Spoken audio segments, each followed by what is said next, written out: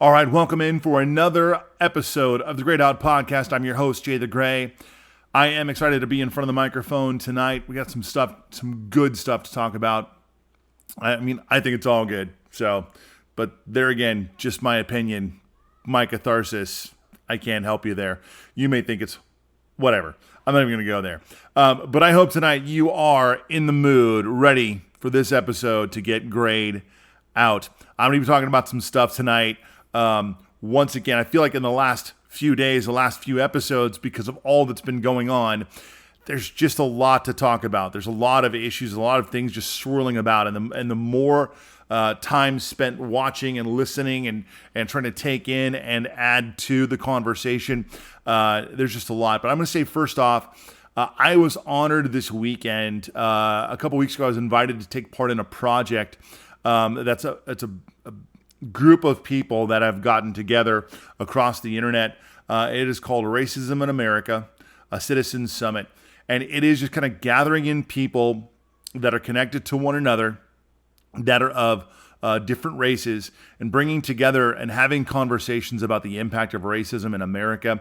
And this weekend, we recorded an episode on Sunday evening. I'll be putting a link to that down below. You can find it on Facebook. That's where that group resides. That's where that the video podcast resides as well. So I just want to point that out. It was just an honor to be there, to take part in that conversation, to listen, to learn, to add in again to the dialogue that's going on. And I'm going to say emphatically, I really believe that that's the kind of voices that need to take over the internet. Those are the kind of voices where it's just regular people sitting down to talk, to discuss what's really going on, how it's impacting daily lives, where the rubber meets the road, and then what we can start to do to really make a difference. Because I feel like we leave the voicing of these things to people that are in the spotlight, that have, they're out of touch. They're not immersed in reality. And sometimes a lot of people can be in a bubble they don't realize. And so when you start talking to real everyday people that experience racism, that have walked through racism, that have they understand the filters in which they see it and perceive it through, and they're helping us to understand, and then we can dialogue together about what can be done about it. Those are the voices to me that need to take over. So I'm going to put that link down there. I'd be absolutely indebted to you all, anyone who's listening, anyone who sees. If you click the link, go to Facebook, watch that video. It's long. I'm just going to sit down and take it in. It's a 4-way conversation, and it's about an hour and 20 minutes long. So it is definitely something you got to sit down and listen to and watch. But well worth it, in my opinion. I got to take part in it, so of course I'm going to say it's well worth it. Well worth my time on a Sunday afternoon to be involved in it. So head down there. So tonight, let's get to tonight. Right? Well, that's going to sound lots of really fun on the audio. Sorry, podcast listeners. So I'm going to break form, at least more intentionally than I normally do. I, as always, try to bring out news, events, opinions for the politically homeless, the political nomads, those people that are standing in the middle going, what are we doing with this? What's up with this idea? Where is this all coming from? And why are the sides? And in this issue, there are sides. And I'm not necessarily taking a particular fringy side, but I do have a side. I have an opinion, a very fixated opinion in this matter. And so I'm going to take a side, but not maybe in the way you think, but hopefully in a way that, as Arsenio used to say, makes you go, and process some thought. Again, I'm always looking for that internal dissonance, that dialogue, that just the thought process to open up a little bit and say, wait a minute, because I've been entrenched in this side, or I've been entrenched in that side, and this is what I want. I think this is right. And I'm not even here to say that what you want is wrong. As long as you're willing to have a discussion about it, that's what I think matters most. If you're holding on to it so tightly that it's tied to, you'd rather die than accept another idea, then come on, there's something else going on there. Like you've got to be willing to walk in and hold your ideas loosely with humility and say, you know what, these are my ideas and I think, but I'm always willing to learn and take this in. And so I'm hoping I'll offer some perspective. And again, my perspective is not Like it's not especially in this matter. I'm going to say this. It's not an imbias. It's like I have my own biases and I have this opinion. I'm not saying it's 100% the best opinion, but man, I think it makes the most of both sides. So I'm going to dive into this tonight. Clearly, you've seen the title if you've clicked on it, and maybe that's why you're here. Again, I'm going to ask. Just go with me. Walk to the end. Hear me out. Listen, think, ask questions. I'm telling you, you can connect with me basically through any social media platform you can find. I'm out there, except for I'm not on Reddit and Tumblr or some of the other. Like I just don't. I have as many as I have time for. I'm on Instagram, Facebook, YouTube, WordPress. You name it, Twitter, all the things. So you can find me, message me, comment, share, not still share. I don't care. I just want to make sure that the people are engaging with this. So here we are. I'm here tonight and I want to talk to you about base names, statues, cartoons, and the downside to symbolic victory. Okay, and I want you to hear me on this because I think it's important. Symbolic victory sounds great when you feel like it's a symbolic victory. But history has shown a lot of times that symbolic victory falls really short of actual victory. We can look at World War II for some prime examples of that. Symbolic victory does not always come up with actual victory. So, if we can take that historic example, I can then explain why I'm talking to you about this. Now, here I'm going to explain first my actual bias. I am a veteran. I think I've said this before a few different times. I served in the Army for 7 years. My first full-time duty station was Fort Bragg, North Carolina. I served as a member of the 82nd Airborne Division in the 1st of the 505th. I was in the headquarters and headquarters company communications platoon. I served there for about 2 years before moving out to Germany. So I'm going to be bringing up both of these areas of service just to kind of tell you a little bit about the perspective I'm coming at to this particular situation. When I look at the renaming of military bases, I'm vehemently against this. Now, not because I think Confederate history needs to be preserved in all of these different ways, and here's where I see the flaws in the argument of both sides. The changing of military bases, installations, the tearing down of statues, the banning of TV shows, movies, and cartoons. I'm just going to say this. It's not real help. Do we understand this? This is not real, actual help. These are offerings. These are outward things that can be done and look really good. These are TV victories. These are symbolic victories. 100% symbolic victories. But I think that from my perspective at least, there is a lot more tied to those particular things and what those mean to the overall Black community, to the overall American community, and to what we really need to change. And so I would ask a question first. To anyone who is Black and watching or listening, I would ask the question, have you ever in your life, if you've never served in the military, did you, until this all came up, know that Fort Bragg was named after Braxton Bragg? Because I served there for 2 years and I never knew that. I didn't know that until after I'd gotten out of the Army. I did not know that the fort was named after Braxton Bragg. Didn't even know who the guy was because you know what? It's not a huge part of the history of the fort. When you go to the museum, it's not a big prominent display. When you go to the 82nd Airborne Museum, it's not a big part of the display. You know what are big prominent parts of the displays of the historic museums at that post? The founding and formation of the 82nd Airborne Division, the victories that they won in World War I, World War II, Vietnam, Korea. Everywhere they've been, they highlight all of the things that division has done. Plus, oh my gosh, did you know, Fort Bragg is also the birthplace of American Special Forces. It's true. The Green Berets, John Wayne, right? That That's the birthplace of special forces. And I have argued from the moment they said we're going to change these names, I'm like, hold on. You're assuming that everything that you're saying, like this fort is synonymous with this dude, and I'm telling you it's not. It's not even near the public perception. And I'm going to go out on a limb and I'm going to say, I'm just going to assume that your average, everyday black person living their life throughout the United States has never lost an ounce of sleep because Fort Bragg or Fort Hood or any of the military bases around, maybe if they live in a town, and even then I'm going to say, I served with many black men at Fort Bragg.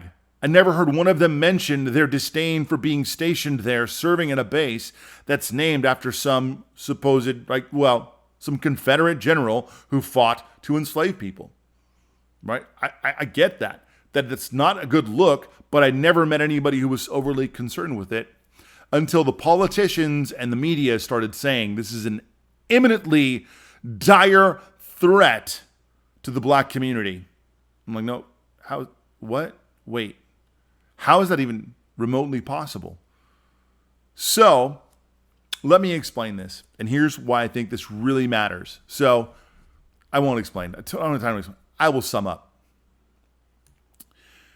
These changes that people are advocating for. Now, let me back up 2 seconds. Here are the arguments from either side. Okay, let me make sure that there are two sides to this argument. I fall on neither.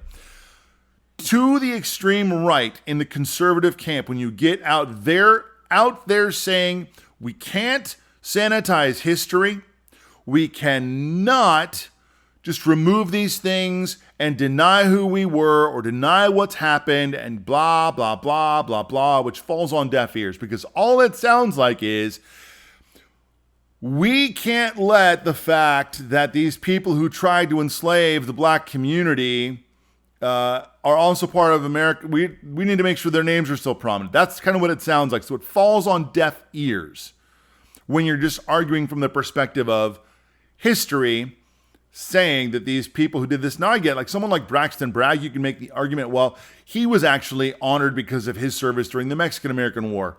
I think there are some other maybe American citizens who may or may not think that was such a great thing. I'm just going to go out on a limb, right? Nothing to do with slavery, nothing to do with the oppression of people. However, right, maybe not the best argument or angle to take. So that's the argument on the right-hand side.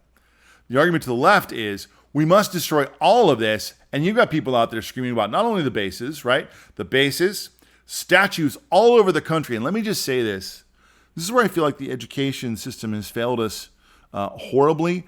And people that live in the cities where you've seen on the news, they've defaced statues, like just absolutely vandalized statues of people who were ardent abolitionists, fighting for the freedom and education of the black people, spending their own money in many cases, opening businesses, employing blacks.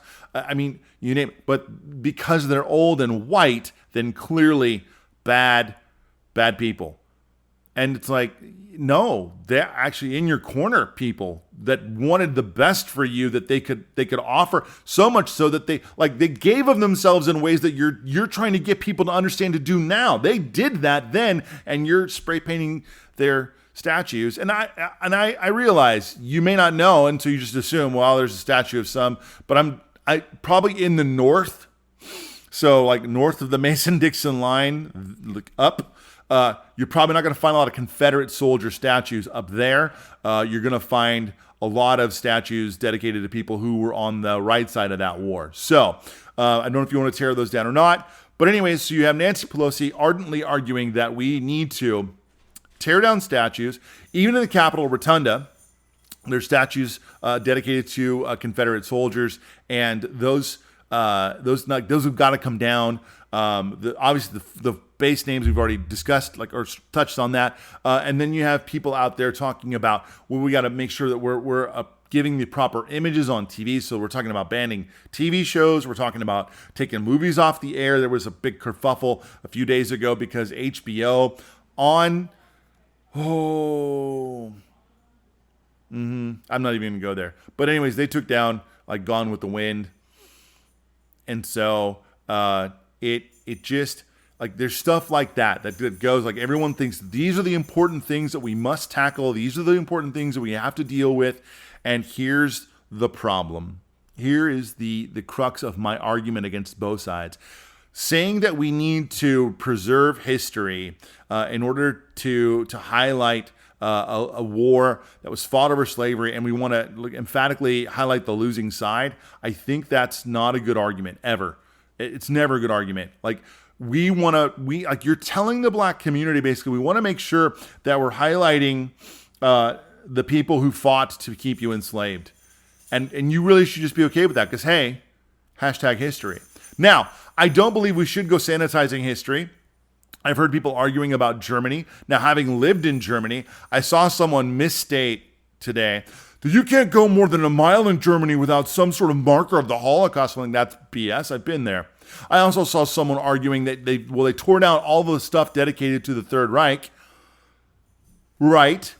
But they kept the camps. People go there. They mourn. They kept the graveyards. In fact, if you go to Nuremberg, and this was my reply, if you go to Nuremberg in Germany, right, Hitler basically loved Nuremberg, and he redesigned the city of Nuremberg to accommodate his massive military parade. So the main, right, the Mainplatz, right, the main road that comes through Nuremberg, Germany, was widened out to, I want to say it's like 8 or 10 lanes. It's enormous. Like, it is not your normal city street. Like, here where I live, like, we have a main road that runs through my town, and it is 3 lanes going each way. That's plenty big enough. This one is like, I'm pretty sure it's 8 or 10 on each side. And he did this to have these massive parades of military armor, all the things that he could bring out. And then they had this giant sports plots, right, which is this big athletic arena that's like multiple soccer fields wide and deep with these big stone bleachers all the way around. And if you've ever seen like the old Time Life videos about World War II, and they would show that really dramatic scene where they blew up the swastika on the top of the columns, that's there in Nuremberg. That's it. That's there in that place in Nuremberg, the big sports. And here's the thing is, that's all they took. They blew up the swastika off of that, but they left that entire arena in place. They didn't touch it other than that swastika coming down. So it's still there. This giant field. I went and stood there. I went with some friends and just they took me there to see, and I was just blown away thinking that this is like still here, still part of the history of Germany. And I get there's some differences right there because the Third Reich was very much in charge of Germany, and they led Germany into this horrible war. And their idea was never forget and never again, right? Never forget, never again. That bottom line. So for us, it's similar, never forget, never again, but we've gone about, right, there's no statues to Hitler, there's no statues to the losers throughout Germany. There are just still these places. And I realize we have the places, and so the statues neither here nor there to me. So defending history or preserving history to me is not a good argument. It's kind of a non sequitur, but it seems to be the one argument that everyone's holding on to on the conservative side versus on the side of the progressives, the left side, liberal side. It is all about the symbolic need to change this. It's just, this is where, I had someone literally tell me, this is where systemic racism gets its support. I'm like, that's just absolutely ridiculous. It's a ridiculous assertion. I hate to say it that plainly, but it's a ridiculous assertion. Statues and base names are not where freaking systemic racism gets its support. That is absolutely mind-boggling that you would think that. It has nothing to do. Systemic racism gets its support and it runs through systems that oppress people. Base names and statues don't oppress people. They're just symbols. Here's why I think it matters, though. Here's why I actually think it matters. Because I'm not opposed to it for the fact that I disagree that it doesn't, like, it's not a bad look. I don't agree that it's just about preserving history. Here's where it comes down to for me. None of it is real, lasting, impactful change and help for the black community, period. None of it is. Changing base names, ripping down statues, all of these things are literally flashy ways for politicians and people that are out there with their voices to say, look what we did. And I'm going to say this. It's a really good way for white people to feel like they've accomplished something in helping the black community. I'm just going to say it. It's a really good way for white people to feel like they've done a really good thing for the black community. And here's where it goes wrong. And here's where I'm going to just sit back and I'm going to say, listen, I need you to hold on, bear down, and walk with me through this, because here's where this is where my opinion hits the mark, and where I'm just going to say, this is how I feel. This is what I think based on a little research, some understanding of the situation, and being old enough to know better. So, changing base names costs big money. Bigger than you think. Bigger than you think. In a Twitter discussion with someone, they said, well, just pay the $1,500 to change all the signs. Okay, let me make this very clear to you. To change or to put a grave marker on a headstone on a grave in a graveyard costs $3,000. $3,000 for you, right, to put a headstone on grandma's grave. Engraved, nice little headstone on the grave. You think that they're just going to run around, they're going to go to vistaprint.com, they're going to print up some nice like vinyl banners and run around to military installations, throw a tarp over the front of the installation with a new printed name on Fort Flowery face. Boom, done. We're good. That's what they're going to do. You really think that that's what's going to happen? You are sadly mistaken. It's going to cost big money, and I'm talking into the millions of dollars to make those changes. Millions of dollars, because it's not just the signs on the base, it's the signs in the community, it's the signs on the highways, it's the signs at the airports, it's the signs everywhere around those bases that have the base name, that have directions, that have indicators, and it's not just one sign on the base. It's the sign on the front of the base. It's the sign at all the PXs on the base. It's the signs at the museums on the bases. It's all the signs on all the bases. We're talking millions, possibly into the tens of millions of dollars in material and labor just if the change goes through. Big money. Bigger than people want to talk about. They make it sound like we're just going to raise our hands, say, let's change the names, and we're going to move on. Someone's going out there Sharpie and rewriting the name, and we're all good. No, it's not going to work that way. And if you think that's not bad enough, what do you think will happen when these things go to court? Because they will go to court. Because someone's going to file an injunction, someone's going to file a lawsuit, and then we're going to be wrapped up in court, and nothing's going to happen for years and years and years and years and years. And think about all the money that's going to cost. Those court cases are going to be fought by government lawyers going back and forth. And who's footing the bill for those government lawyers? That's you. That's me. We're going to fund the bill for those government lawyers to fight out who gets to rename the bases or not rename the bases, and what the arguments are, pros and cons, and the detractions, and like all of the things that are going to go into the legal arguments, potentially up to the Supreme Court. Can you imagine? Up to the Supreme Court to fight over whether or not we change the names of our bases. Now, you could say, well, the president can do it by executive order. Well, you think Trump's going to do that? Heck no, he's not going to do that. In fact, I would say probably no president is going to executive order change some military bases. And even then, executive orders are not free from legal challenge. The president just doesn't get to say, do that. And everyone's like, oh, lockstep. At least, right? I've been hearing from both sides, right? You just can't do that. Obama couldn't do it and wasn't supposed to do it, and Trump can't do it according, to all the news media, right? They can't do that. So, right? And we also know because of the Constitution, they can't do that. You just can't executive order your way into anything you want. Those come up to scrutiny. There's scrutiny on those matters. So now you have big money that's laying out there, right, that we're going to have to change, and all the costs that are associated with that. Then there's all the legal money that's going to be tied up in all the legal battles. Here's the problem, though. Even when all of this bears out, you and I, the taxpayer, paying for those legal battles, whichever direction they go, that's tax money being spent on that. And then say those changes go through, and every one of the military bases that happens to be currently named, that's 10 bases. 10 bases. 10 bases, and we're talking millions of dollars per base. Who do you think has to pay that? Who do you think is actually going to foot the bill for those changes? One, to the changes that are on the base, that's you and I, the taxpayer. We have to pay that bill. But, oh, see, here's where it gets really good. All the signs, all the directions, all the stuff in town, all of the things that are connected to that base and that local community, the local community, municipality, county, and state will have to pay for those costs.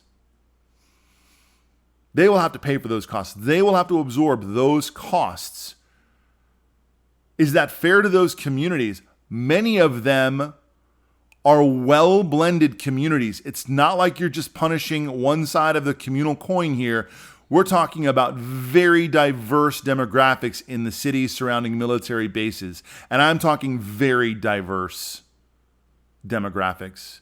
And you're going to impact those communities negatively with the cost of these bases being renamed. Now, some of you are like, well, it's totally worth it. But is it? Really, is it? Because let me ask you, what impact does renaming that base in Texas have on the black community in New York or Philadelphia or Chicago or LA or San Francisco, Oakland, Washington, Seattle, Tacoma, you name it? You give me one good reason that all of that money, tax dollar money, needs to be funneled toward changing the names of bases, not just the bases. Mind you, Nancy Pelosi wants to tear down 11 marble statues in the Capitol Rotunda. You think that doesn't have a giant price tag sitting on it? And then they're going to go back and they're going to fight over, right? Well, let's talk about the bases. Who they're going to name the bases after. What statues are going to go in the rotunda? What are we replacing things with? Those all have costs. All of this is money that they're just spending on frivolous things so that politicians that continue to say they're going to actually do real things can point at this and say, look at the real thing that I did. We changed this base name. Yay! Now the base is not racist anymore and racism is gone. Come on now, you and I both know better than that. Changing a base name, ripping down a statue will not change the hearts and minds of people. All it is one more dividing issue that both sides can point fingers at one another. And meanwhile, you and I, people that are average, living their lives day to day, are caught up in the middle of.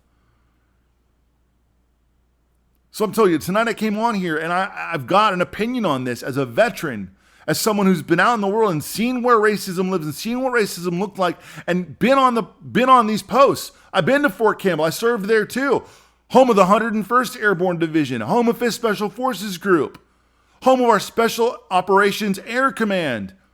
Like, do you know these? Like, these are the things that people associate with these bases, not the rednecks they were once named after 102 years ago. That's why this is not an issue that you die on the hill for. This is an issue to say, if we get around to that, then that's great. But meanwhile, how about we look at what that would cost? Let's allocate those funds, right, that we would spend on putting signs all over the place to change base name and all the legal battles that would be attached. Let's get a figure that what that looks like, and let's reinvest that into the black community. How about that? That brings about solutions. You take that money and then you turn that around and you turn it loose in the black community and say, we're going to invest in black-owned businesses. We're going to invest in black infrastructure. We're going to invest in black neighborhoods. We're going to invest where people need real, lasting change. We're going to empower police reform. We're going to empower more city resources through these things versus making some symbolic gesture that politicians can wag in your face for years to come. And believe me, again, this is just coming from years of experience, wisdom, watching. This stuff happens all the time, right? We have a very symbolic victory, and that's as far as it needs to go. Because it's all they need to do is wait around, look what we did, right? Look how many times you saw someone run in the South on, I campaigned against having the Confederate flag removed, and that was their badge of honor that they did that. Awesome. You asked me how many jobs did that create for the black community? How much infrastructure did that build in the black community? How much investment into black businesses did that bring to the black community? I would like to know. And I'm not saying this tongue-in-cheek, and I'm not saying this in theory. I'm saying there are real differences we can make with the money that would be spent on this idiocy And everyone's clamoring to look good in front of the camera and talk about how this is going to eradicate racism, and it won't. It won't eradicate racism. It will literally become a dividing issue, and it will just feed fodder into the hands of politicians who want to play you against your fellow citizen, who want to play you as a Republican against the Democrats and you as a Democrat against the Republicans because they're evil and stood in the way of what you believe in. So how about we stop looking at those things and say, what are real solutions, real conversations, real things that make a real difference in real communities? Not changing the names on military installations, 10 of them, ripping down statues. I mean, some of them have already been ripped down, so whatever, right? But if we're going to stand and just continue to have this argument, it's pointless to me. Now, if they decide to do it and they're going to rip all this stuff down and rename the bases, that's great. I just think it's a waste of resource. It's a dramatic waste of resource. And if we were to think for 2 seconds, just step back and think, I just would challenge you to think for 2 seconds about this and go, yeah, you know what? Maybe do some more research. Is the symbolic victory really worth it? Is it really going to make the actual difference we need in this country at this time? That's a question that you and I and pretty much everyone needs to answer, and you need to scream from the top of the mountains at your elected officials about. Is this going to make real, lasting, impactful change that actually affects the Black community where they live? Or is this just one more gesture? And if your answer is still not needs to happen because, rednecks like those guys, I think we could just, I don't know, we could discuss that another time. So that's all I got for tonight. I realized that it's kind of been a barn burner. I've tried to these things have been way more serious than I wanted. I'm a fun person, man. I love to be a little bit funny. And this is some of these things just get me so I get intense about these issues because I believe that there's a better way forward that we can all get together. I mean, being part of that conversation on Sunday, again, I'm going to link that down below, was just so meaningful and meant so much to be a part of and learn and hear and again, invest my voice into productive conversation. Not just screeching about empty things that, oh my gosh, there's so much gesturing, so much virtue signaling going on, and it's not going to lead anywhere. It's just helping people feel better about themselves. I don't have time for that nonsense. This country's ready for change. We need to get people on board any way we can toward that change. And if that means we're approaching things differently, re-racking the priorities, changing some of the language so that we can build alliances versus putting up false purity tests to make sure everyone's on board the right way. That's a joke. You're never going to get that. It's never going to happen. We need to build consensus by bringing people to the table, having real conversations that we can have disagreements over, and still, at the end of the day, even in disagreement, love one another. And I just don't see a lot of that. And that's why I'm always constantly screaming, listen, we just need to be better. Better neighbors, better friends, better coworkers, better family members, treating one another with dignity and respect, even when we disagree. Stop with the labeling. Stop with the antagonizing. Stop with all of the things that continue to divide us over political lines and ideological lines, and start bringing people to the table, because if you really want change, that's the way it happens. That's what actually makes the table shift, is when we as a country unite and start having dialogue like adults about what can make a difference. So, once again, I'm Jay the Gray. You've been grayed out.